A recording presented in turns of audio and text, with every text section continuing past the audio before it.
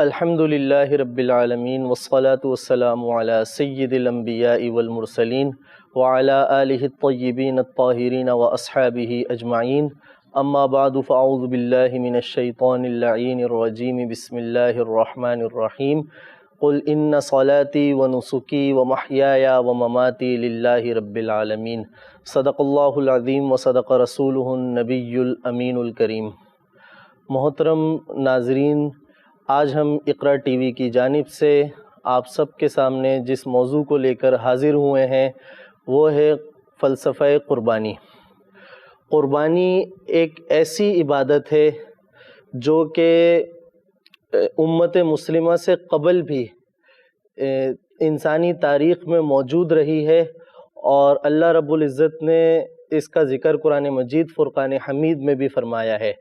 آپ کے سامنے جو میں نے تلاوت قرآن مجید فرقان حمید پڑھی، اس میں اللہ تبارک و تعالی فرما رہا ہے کہ اے محبوب، آپ فرما دیجئے ان صلاتی و نسکی و محیای و مماتی للہ رب العالمین، کہ بے شک میری نماز، میری قربانی، میری حیات اور میری موت صرف اور صرف اللہ رب العالمین کے لیے ہیں۔ قربانی کے حوالے سے قرآن مجید فرقان حمید میں بے شمار مقامات پر اللہ تبارک و تعالی نے اس کا حکم دیا ہے، اور قربانی جو ہے ہر صاحب نصاب عاقل و بالغ مسلمان پر فرض ہے،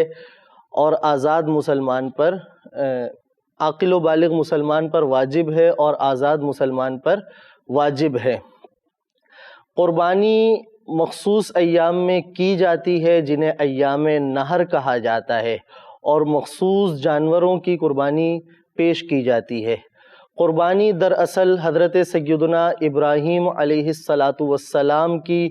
وہ سنت ہے جو آپ علیہ السلام نے اللہ تبارک و تعالی کے حکم کی پیروی کرتے ہوئے اپنے فرزند حضرت سیدنا اسماعیل علیہ السلام کی قربانی اللہ رب العزت کی بارگاہ میں پیش کی، اور اللہ رب العزت نے اس قربانی کو قبول فرمایا، اور حضرت سیدنا اسماعیل علی نبینا و علیہ السلام کی جگہ جنت سے ایک مینڈھا بھیج دیا۔ قربانی دراصل جو ہمیں پیغام دیتی ہے وہ اللہ رب العزت کے سامنے اپنے آپ کو سرنڈر کر دینا، اپنے آپ کو اللہ تبارک و تعالی کے حکم کے تابع کر دینا، چاہے اس میں اب کتنا ہی بڑا نقصان کیوں نہ ہو۔ اب آپ اس بات سے اندازہ لگائیے کہ حضرت سیدنا ابراہیم علی نبینا و علیہ السلام اپنے بیٹے کی قربانی کرنے کے لیے بھی تیار ہیں۔ کیونکہ حکم اس رب کا ہے، حکم اللہ تبارک و تعالی کا ہے جو خالق کائنات ہے۔ تو حضرت سیدنا ابراہیم علی نبینا و علیہ السلام نے اللہ تبارک و تعالی کے حکم کی تعمیل کرتے ہوئے، اللہ تبارک و تعالی کے حکم کی پیروی کرتے ہوئے یہ بتا دیا کہ چاہے کتنی ہی بڑی قربانی کیوں نہ دینی پڑے، چاہے آپ کی جان کی قربانی ہو یا مال کی قربانی ہو، اللہ تبارک و تعالی کے حکم کے سامنے ہر ایک طرح کی قربانی دینے کے لیے انسان کو تیار رہنا چاہیے۔ اور پھر قربانی کے اندر بے شمار فوائد موجود ہیں۔ اس میں آپ دیکھیں، سب سے پہلے تو خدمت خلق۔ اللہ تبارک و تعالی نے قرآن مجید فرقان حمید میں ارشاد فرمایا فَكُلُوا مِنْهَا وَأَطْعِمُوا الْقَانِعَ وَالْمُعْتَرَ، کہ تم بھی قربانی کے گوشت میں سے کھاؤ، اور جو صبر کرنے والے لوگ ہیں، جو قانع لوگ ہیں، ان کو بھی کھلاؤ، والمعتر، اور جو سوالی ہیں ان کو بھی کھلایا جائے۔ اب آپ دیکھیں، خدمت خلق، ویلفیئر کا کام ہو رہا ہے۔ خدمت خلق کے جذبے کے تحت آپ دیکھیں کہ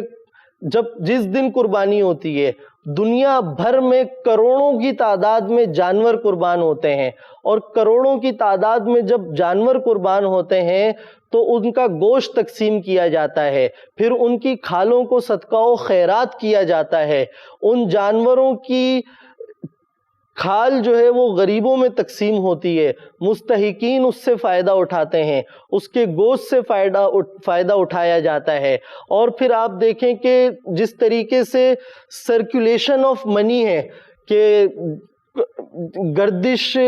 پیسے کی گردش، معیشت کی گردش، تو یہ تمام تر چیزیں قربانی کے اندر موجود ہیں کہ آپ ایک اللہ تبارک و تعالی کے حکم کی تعمیل کرتے ہیں اور دنیا بھر کے لوگ اس سے فائدہ اٹھا رہے ہوتے ہیں۔ اور پھر قربانی کے اندر ایک اور پیغام یہ موجود ہے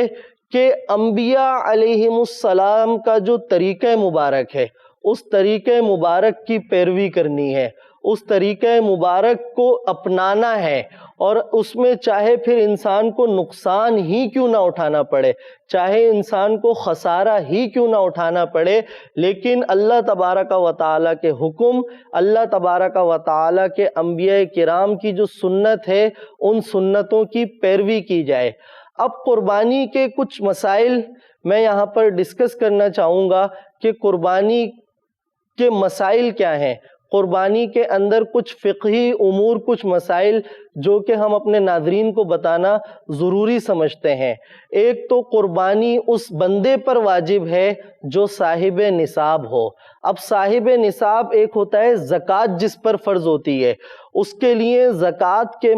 صاحب نصاب شخص کے پاس مال پر پورا سال گزرنا ضروری ہوتا ہے، مگر قربانی کے لیے مسئلہ تھوڑا سا مختلف ہے کہ جو ایام نہر ہیں، اگر ان ایام کے اندر کوئی شخص صاحب نصاب ہو گیا ہو تو اس پر قربانی واجب ہو جاتی ہے۔ پھر اسی طریقے سے قربانی کے جانور کا تمام نقوص سے پاک ہونا، پھر اسی طریقے سے قربانی کے جانور کا اگر بکرا یا بکری ہے یا مینڈا ہے تو اس کا 1 سال عمر ہونا، یا پھر اگر گائے ہے، بڑا جانور ہے، تو اس کا 2 سال کی عمر کا لازم ہونا یہ ضروری ہے۔ اور پھر چھوٹا جانور جیسا کہ بکرا، بکری، مینڈا، اس کے اندر قربانی کے جانور میں 1 حصہ پایا جاتا ہے، یعنی چھوٹے جانور کی اگر قربانی کی جائے گی تو وہ قربانی ایک شخص کی طرف سے ادا ہوگی، لیکن بڑا جانور اس کے اندر 7 حصے موجود ہوتے ہیں،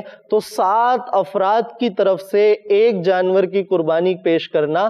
کافی ہوتا ہے۔ پھر کچھ لوگ ہم سے یہ مسئلہ بھی دریافت کرتے ہیں کہ قربانی کے جانور کے اندر اگر عقیقے کی بھی نیت کر لی جائے تو کیا یہ درست ہے؟ تو اس مسئلے کو ذرا یوں سمجھیے کہ اگر بڑا جانور ہے اور اس کے اندر 7 حصے ہیں اور کوئی شخص اپنے بیٹے کا عقیقہ کرنا چاہتا ہے تو وہ 5 حصوں میں نیت قربانی کی کر لے، یعنی 5 افراد کی طرف سے قربانی ادا ہو جائے، اور جو باقی 2 حصے ہیں اس میں کسی بھی جو اس کا بیٹا ہے، لڑکا ہے، تو لڑکے کے عقیقے کی نیت کی جا سکتی ہے۔ اسی طرح اگر لڑکی ہے تو 1 حصے میں لڑکی کے عقیقے کی نیت کی جا سکتی ہے۔ تو محترم ناظرین، یہ کچھ قربانی کے مسائل اور قربانی کے فلسفے پر آج ہم نے گفتگو کی۔ اب میں اپنی گفتگو کو ختم کرنا چاہوں گا۔ محترم ہمارے جو ناظرین سماعت کر رہے ہیں،